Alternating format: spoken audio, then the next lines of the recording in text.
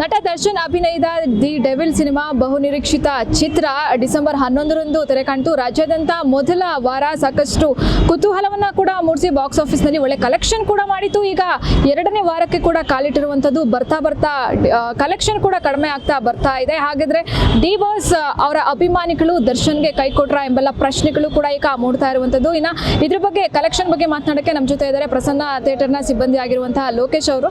ಅವ್ರ ಹತ್ರ ಮಾತಾಡಿಸ್ತಾ ಹೋಗ್ತೀನಿ ಬನ್ನಿ. ಸರ್ ನಮಸ್ಕಾರ ಸರ್.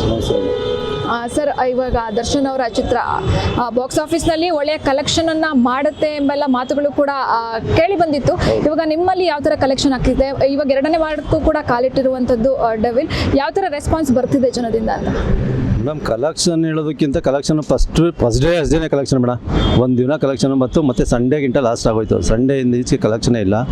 ಈ ನಾವೇನು ಅಂದ್ಕೊಂಡಿದ್ರು, ಜನನೂ ಹಂಗೆ ಅಂದ್ಕೊಂಡಿದ್ರು. ಫಿಲಮ್ಸ್ ಲಾಸ್ಟ್ ಸುಮಾರು ದಿವಸ ಇನ್ನೂ 2 ವರ್ಷ ಆಗುತ್ತೆ ಅವ್ರು ಬರೋದು. ಬಂದ್ರೂ ಶೂಟಿಂಗ್ ಮಾಡಿ ಮತ್ತೆ ಫಿಲಮ್ ಬರೋದು ಅವ್ರದ್ದು 2 ವರ್ಷ ಆಗುತ್ತೆ ಅಂತ ಎಲ್ಲ ಅಂದ್ಕೊಂಡಿದ್ರು.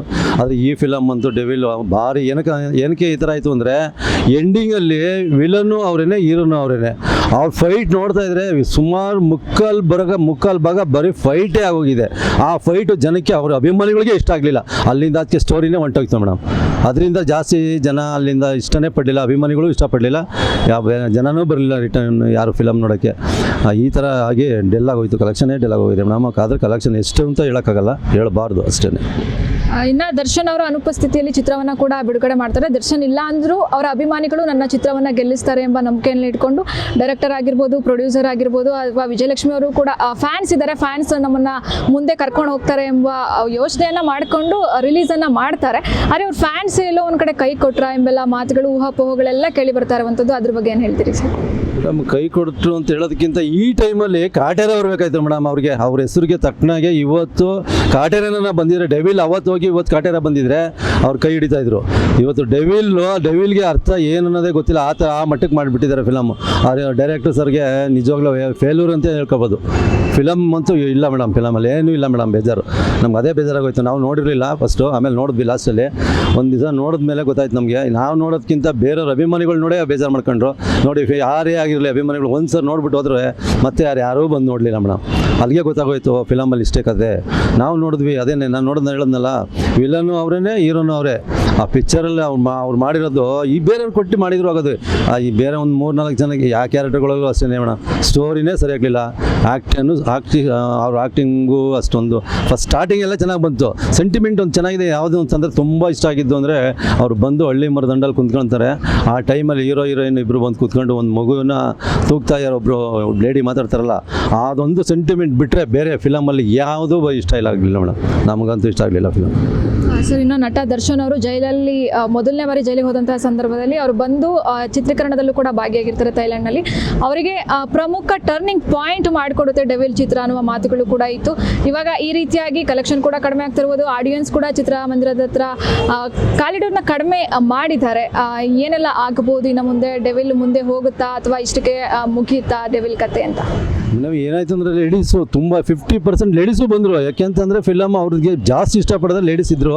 ಅಭಿಮಾನಿಗಳು ಹುಡುಗರೇ ಆಗಲಿ ಲೇಡೀಸ್ ಆಗಲಿ, ಹುಡುಗಿರೆಲ್ಲ ಸುಮಾರು ಜನ ಬಂದರು. ಯಾಕೋಕ್ಕಿಂತ ಮಂಡೇಗಿಂತ ಬಂದರು. ಮಂಡೇ ಟೂಸ್ಡೇ ಲಾಸ್ಟ್ ಆಗೋಯ್ತು.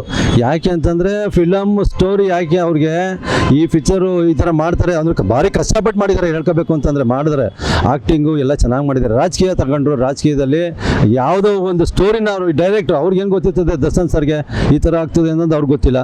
ಡೈರೆಕ್ಟ್ರು ಏನು ಹೇಳಿದ್ದಾರೆ ಅದು ಮಾಡಿದ್ದಾರೆ. ಆದರೆ ಆ ಸ್ಟೋರಿನ ಮಾತ್ರ ಅವ್ರಿಗೂ ಮ್ಯಾಚಿಂಗೇ ಇಲ್ಲ ಮೇಡಮ್. ಈ ಟೈಮಲ್ಲಿ ಅದನ್ನು ತೆಗಿಬಾರ್ದಾಗಿತ್ತು, ತೆಗೆದುಬಿಟ್ಟಿದ್ದಾರೆ. ತೆಗೆದಾಯಿತು, ಫಿಲಮ್ ಅಂತೂ ಸೆಟ್ ಆಗಲಿಲ್ಲ ಅವ್ರಿಗೆ. ಇದಂತೂ ಫ್ಲಾಪ್ ಆಯಿತು ಅಂತ ಯಾಕೆ ಹೇಳ್ಕೋಬೇಕು ಅಂತಂದರೆ, ರಾಜಕೀಯದಲ್ಲಿ ಅವ್ರಿಗೆ ಜನಕ್ಕೆ ಗೊತ್ತಾಗೋಯ್ತು ಈ ಥರ ಮಾಡಿರೋದ್ರಿಂದ ಯಾರೂ ಇಷ್ಟಪಡಲಿಲ್ಲ. ಈ ಟೈಮಲ್ಲಿ ರಾಜಕೀಯ ತಗೊಳ್ಳೇಬೇಡಾಯಿತು. ಯಾವುದು ಬಂದಾಗ ಹೇಳಿದ್ನಲ್ಲ ಕಾಟೇರ ಅಂತ, ಆ ಥರ ಫಿಲಮ್ ಸ್ಟೋರಿ ತಗೊಂಡಿದ್ರೆ ಎಲ್ಲ ನೋಡಿ, ಜೈಲಿಂದ ಬಂದ ಮೇಲೆ, ಜೈಲಲ್ಲಿದ್ದಾಗ ಅಲ್ಲಿಂದ ಬಿಡುಗಡೆ ಆದಾಗ ಇದನ್ನು ಮುಗಿಸ್ಕೊಡ್ಬೇಕು, ಪ್ರೊಡ್ಯೂಸರ್ಗೆ ಲಾಸ್ ಮಾಡಬಾರ್ದು ಅಂದ್ಬಿಟ್ಟು ಭಾರಿ ಕಷ್ಟಪಟ್ಟು ಹಾಸ್ಪಿಟ್ಲಿಗೆ ಹೋಗಿ ಬಂದು ಅವರು ಒಂದೊಂದು ಶೂಟ್ ಮಾಡ್ತಾಯಿದ್ರು. ಮಲಗಿ ಮತ್ತೆ ರೆಸ್ಟ್ ತಗೊಂಡು ಮತ್ತೆ ಅವರು ಇದು ಮಾಡ್ತಾಯಿದ್ರಂತೆ ಹೇಳ್ತಾಯಿದ್ರು. ಅದು ಕಷ್ಟಪಟ್ಟು ಅವ್ರು ಮಾಡಿದ್ದಾರೆ. ದರ್ಶನ್ ಸರ್ ಮಾಡಿದ್ದಾರೆ, ಅವ್ರದ್ದೇನು ತಪ್ಪೇನಿಲ್ಲ. ಆದರೆ ಡೈರೆಕ್ಟರ್ ಸರ್ ಇಂದನೇ ಇದು ಫಿಲಮ್ ಫೇಲ್ಯೂರ್ ಅಂತಲೇ ಹೇಳ್ಕೊಬೋದು ಮೇಡಮ್.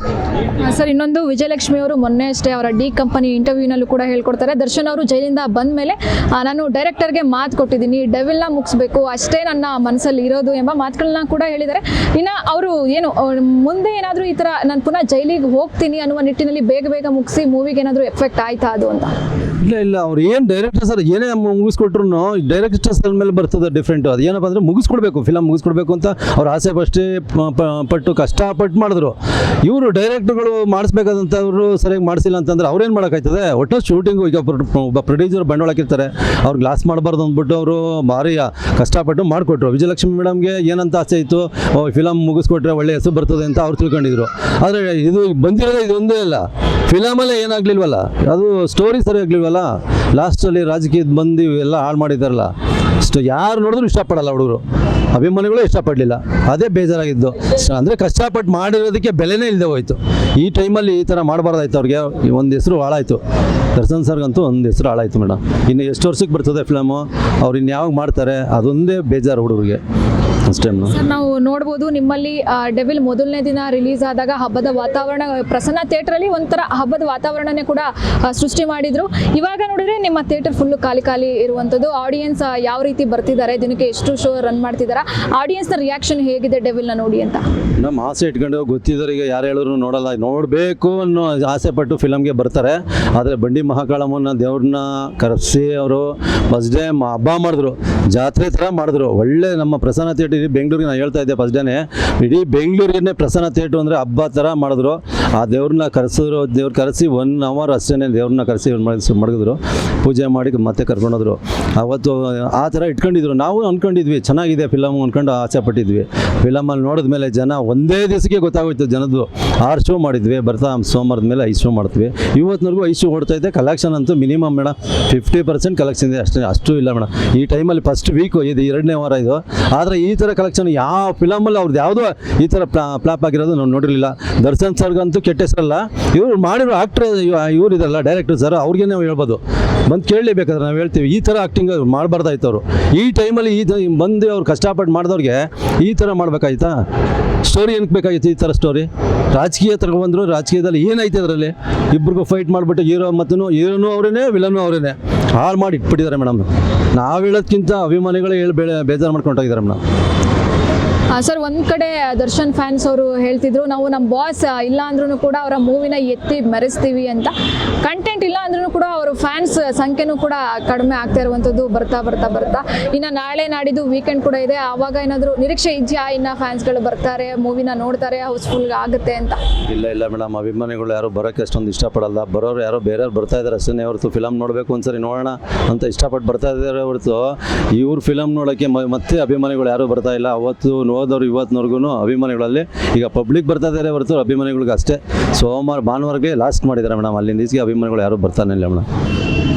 ಇನ್ನು ದರ್ಶನ್ ಸರ್ಗೆ ಒಂದು ನೇಮ್ ಇರುವಂಥದ್ದು ಬಾಕ್ಸ್ ಆಫೀಸ್ ಸುಲ್ತಾನ ಅಂತ. ಅವ್ರ ಮೂವಿಗಳು ಯಾವ್ದು ಬಂದ್ರೂ ಕೂಡ 100 days ಪಕ್ಕ ಅಂತ ಗ್ಯಾರಂಟಿ ಕೊಟ್ಟಿರುವಂತಹ ನಟ ಕೂಡ. ಹಂಗೆ ಮೂವಿಗಳು ಕೂಡ ಬಂದಿರ್ಬೋದು. ಎಕ್ಸಾಂಪಲ್ ನಾವು ಸಾರಥಿ ನೋಡ್ಬೋದು, ಕಾಟೇರ ನೋಡ್ಬೋದು. ನಿಮ್ಮ ಥಿಯೇಟ್ರಲ್ಲಿ ಹೌಸ್ಫುಲ್ ಆಗಿ 100 days ಕೂಡ ನೀವು ಓಡಿಸಿದಿರಿ. ಬಟ್ ಡೆವಿಲ್ಗೆ ಈ ಥರ ಪರಿಸ್ಥಿತಿ ಬಂದಿದ್ದು ನಿಮಗೆ ಎಷ್ಟು ಬೇಜಾರಿದೆ ಸರ್? ಮ್ಯಾಮ್, ನಾವು ಅಂದ್ಕೊಂಡಿದ್ವಿ ಡೆವಿಲ್ಗಿಂಟು ಚೆನ್ನಾಗಿ, ಕಾಟೇರ್ಗಿಂಟು ಚೆನ್ನಾಗಿ ಓಡುತ್ತೆ ಅಂತ ನಾವು ತಿಳ್ಕೊಂಡಿದ್ವಿ. ನೋಡಿ ಅವರು ಜೈಲಿಂದ ಬಂದರೆ ನಾವು ಬರ್ತಾರೆ, 50 days ಫಂಕ್ಷನ್ ಇಲ್ಲಿ ಮಾಡ್ತೀವಿ, ಕಾಟೇರ ಮಾಡ್ದಂಗೆ ಇದನ್ನು ಮಾಡ್ತೀವಿ ಅಂತ ನಾವು ಆಸೆ ಪಟ್ಕೊಂಡು ಹೇಳ್ಕೊಂಡಿದ್ವಿ. ಈ ಥರ ಫಿಲಮು ಹಿಂಗೆ ಮಾಡೋದ್ರಿಂದ ನಮಗೆ ಬೇಜಾರಾಗ್ತಾಯಿದೆ ಮೇಡಮ್. ಬುಕ್ಕಿಂಗಲ್ಲಿ ನಾವಿದ್ದೀವಿ, ನಾವು ನೋಡ್ತಾ ಇರೋ ಟಿಕೆಟ್ ಇಷ್ಟು ನಮ್ಮ ಯಜಮಾನ್ರು ಹೇಳ್ತಾಯಿದ್ರು ಒಳ್ಳೆ ಚೆನ್ನಾಗಿರುತ್ತೆ ಮೂವಿ, ಚೆನ್ನಾಗಿದೆ ಅಂತ ಹೇಳ್ತಾಯಿದ್ರು. ಆದರೆ ಇಷ್ಟಪಡಲಿಲ್ಲ, ಯಾರೂ ಇಷ್ಟಪಡಲ್ಲ ಮೇಡಮ್. ಈಗ ಯಜಮಾನ್ರು ಬರ್ತಾಯಿದ್ದಾರೆ ನೋಡಿ, ಅವ್ರಿಗೆ ಬೇಜಾರಾಗೋಗಿದೆ. ಜನ ನೋಡಿದ್ರೆ ಅವ್ರಿಗೆ ಇಷ್ಟ ಇಲ್ಲ.